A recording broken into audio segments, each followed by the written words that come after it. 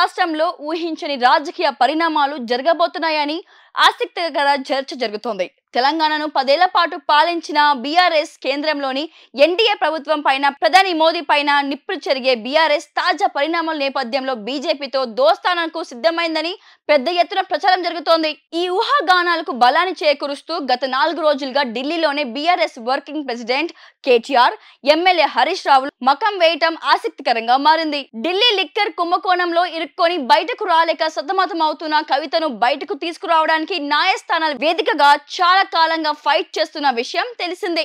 చివరకు సిబిఐ కేసులో default bail petition వేసినప్పటికీ తాజాగా కవిత డిఫాల్ట్ బెయిల్ పిటిషన్ ఉపసంహరించుకోవడం కూడా రాజకీయ వర్గాల్లో ఆసక్తికరంగా మారింది. డిఫాల్ట్ బెయిల్ పిటిషన్ కూడా కవితకు అనుకూలంగా వచ్చే అవకాశం లేని కారణంగా కవిత డిఫాల్ట్ బెయిల్ పిటిషన్ ను ఉపసంహరించుకున్నట్లు సమాచారం. బీజేపీతో బీఆర్ఎస్ దోస్తానా ఫిక్స్ అయితే కవిత బయటకు వచ్చే అవకాశం ఉందని ఈ క్రమంలోనే జరుగుతున్న తాజా పరిణామాలు కనిపిస్తున్నాయని భావిస్తున్నారు. కవిత బెయిల్ కోసం సుప్రీంకోర్టు మెట్లు ఎక్కనున్నట్లు సమాచారం.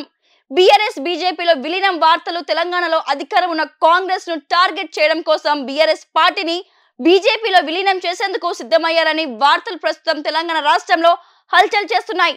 ఇదిలా ఉంటే బీఆర్ఎస్ పార్టీ నుండి కాంగ్రెస్ పార్టీలోకి పెద్ద సంఖ్యలో ఎమ్మెల్యేలు, నేతలు వెళ్తున్న క్రమంలో పార్టీ ఫిరాయింపులపై సుప్రీంకోర్టులో ఫైట్ చేసేందుకు సిద్ధమైన బీఆర్ఎస్ ఢిల్లీలో న్యాయ నిపుణులతో సంప్రదింపులు జరుపుతున్న క్రమంలో కేటీఆర్, హరీష్ రావు ఢిల్లీలోనే ఉన్నట్లు తెలుస్తోంది. ఇప్పుడు ఆపరేషన్ లేకుండానే మోకాళ్లకు ప్లాస్మా ట్రీట్మెంట్, మీ ఆర్థోపెడిక్ సమస్యలన్నిటికీ రోబోటిక్ టెక్నాలజీ ద్వారా తక్కువ ఖర్చుతో శాశ్వత పరిష్కారం, ఫ్రీ కన్సల్టేషన్, ప్రతి ట్రీట్మెంట్ పై 20% డిస్కౌంట్. ఈ ఆఫర్ కొద్ది రోజులు మాత్రమే, త్వరపడండి.